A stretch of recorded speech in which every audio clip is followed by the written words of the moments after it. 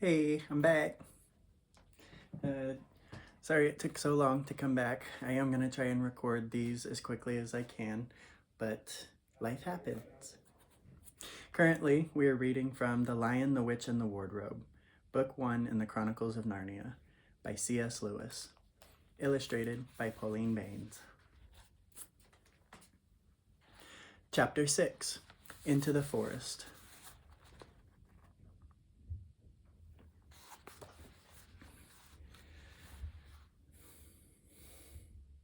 I wish the Macready would hurry up and take all these people away, said Susan presently.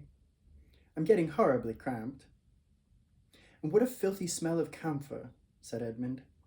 I expect the pockets of these coats are full of it, said Susan, to keep away moss. There's something sticking into my back, said Peter. And isn't it cold?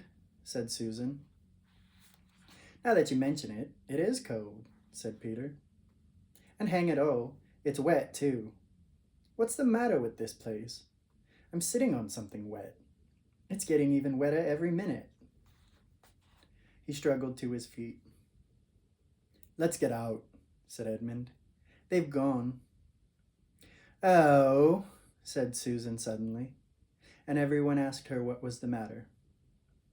I'm sitting against a tree, said Susan. And look, it's getting lighter, over there. By Jove, you're right, said Peter. And look there, and there. It's trees all around. And this wet stuff is snow. Why, I do believe we've got into Lucy's wood after all. And now there was no mistaking it, and all four children stood blinking in the daylight of a winter day. Behind them were coats hanging on pegs. In front of them were snow-covered trees. Peter turned at once to Lucy. I apologize for not believing you, he said. I'm sorry. Will you shake hands? Of course, said Lucy, and did. And now, said Susan, what do we do next? Do, said Peter. Why, go and explore the wood, of course. Ah, said Susan, stamping her feet. It's pretty cold. What about putting on some of these coats? They're not ours, said Peter doubtfully. I'm sure nobody would mind, said Susan. It isn't as if we wanted to take them out of the house. We shan't take them even out of the wardrobe. I never thought of that, Sue, said Peter. Of course, now you put it that way, I see. No one could say you had bagged a coat as long as you leave it in the wardrobe where you found it. And I suppose this whole country is in the wardrobe. They immediately carried out Susan's very sensible plan. The coats were rather too big for them, so that they came down to their heels and looked more like royal robes than coats when they had put them on. But they all felt a good deal warmer, and each thought the others looked better in their new get-up and more suitable to the landscape. We can pretend we are Arctic explorers, said Lucy. This is going to be exciting enough without any pretending, said Peter, as he began leading the way forward into the forest. There were heavy, darkish clouds overhead, and it looked as if there might be more snow before night. I say, began Edmund presently, oughtn't we to be bearing a bit more to the left? That is, if we are aiming for the lamppost. He had forgotten for the moment that he must pretend never to have been in the wood before. The moment the words were out of his mouth, he realized he had given himself away. Everyone stopped. Everyone stared at him. Peter whistled. So you really were here, he said. That time Lou said she'd met you in here, and you'd made out she was telling lies? There was a dead silence. Well, of all the poisonous little beasts, said Peter, and shrugged his shoulders and said no more. There seemed indeed no more to say, and presently the four resumed their journey. But Edmund was saying to himself, I'll pay you all out for this, you pack of stuck-up, self-satisfied prigs. Where are we going anyway? Said Susan. chiefly for the sake of changing the subject. I think Lou ought to be the leader, said Peter. Goodness knows she deserves it. Where will you take us, Lou? What about going to see Mr. Tumnus? Said Lucy. He's the nice fawn I told you about. Everyone agreed to this, and off they went, walking briskly and stamping their feet. Lucy proved a good leader. At first, she wondered whether she would be able to find the way, but she recognized an odd-looking tree in one place and a stump in another, and brought them on to where the ground became uneven and into the little valley, and at last to the very door of Mr. Tumnus's cave. But there was a terrible surprise awaited them. The door had been wrenched off its hinges and broken to bits. Inside, the cave was dark and cold and had the damp feel and smell of a place that had not been lived in for several days. Snow had drifted in from the doorway and was heaped on the floor, mixed with something black, which turned out to be charred sticks and ashes from the fire. Someone had apparently flung it about the room and then stamped it out. The crockery lay smashed on the floor, and the picture of the fawn's father had been slashed into shreds with a knife. This is a pretty good washout, said Edmund. Not much good coming here. What's this? Said Peter, stooping down.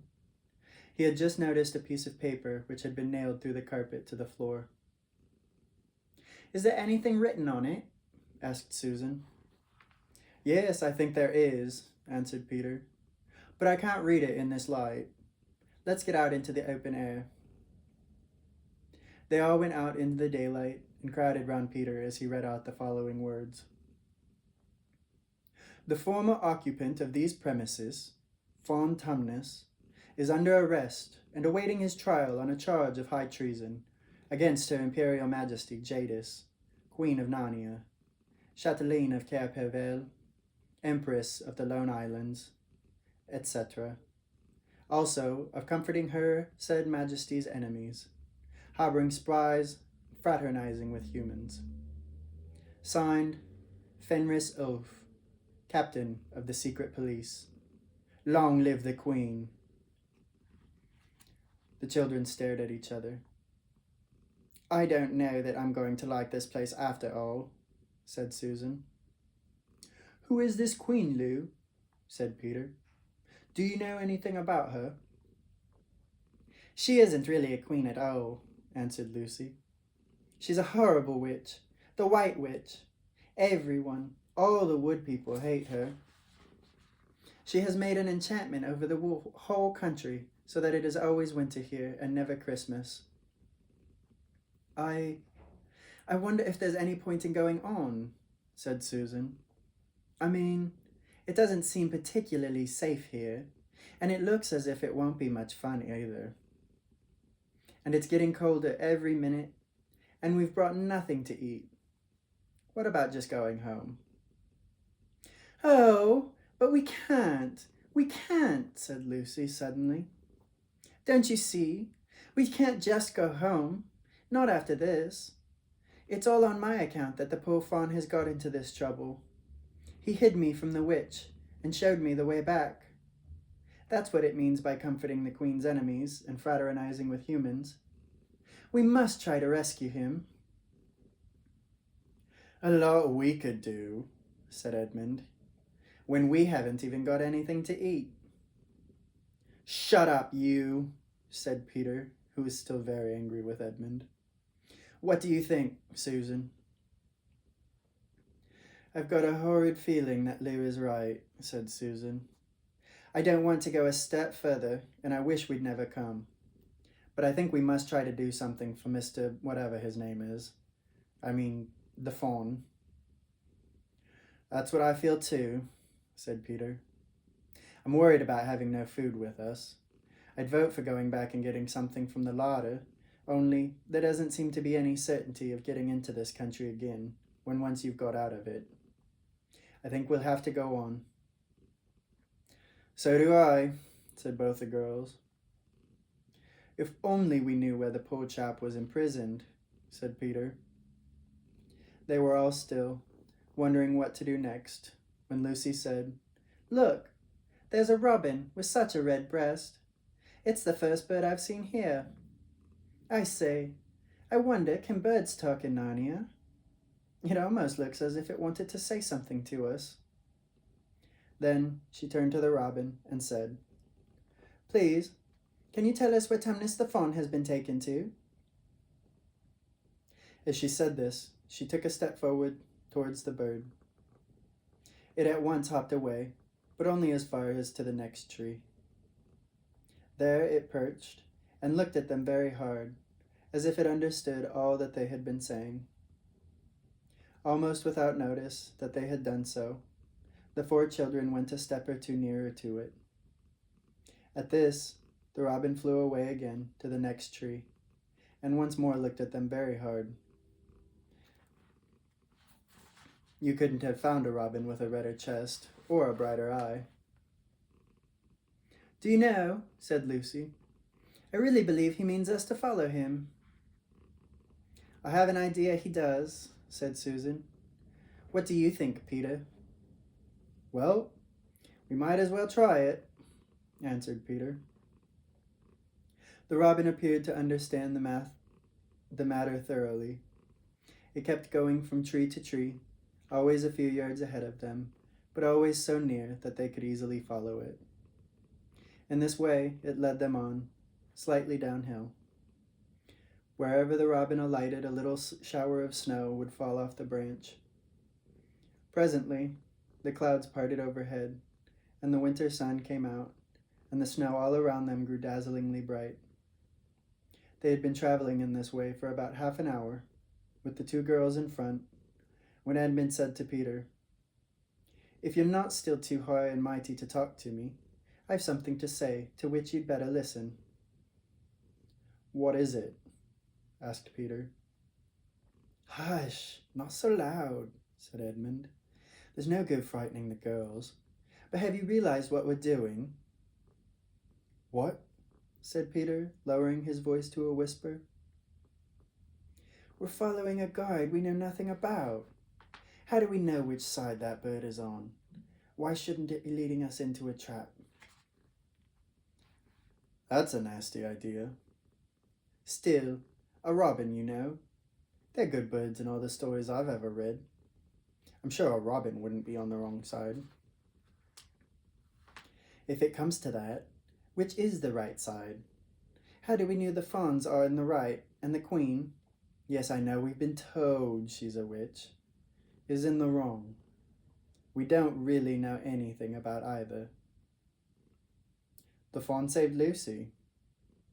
"He said he did, but how do we know? And there's another thing too. Has anyone the least idea of the way home from here?" "Great Scott," said Peter. "I hadn't thought of that." "And no chance of dinner either," said Edmund. It's the end of chapter 6. Thanks for reading with me.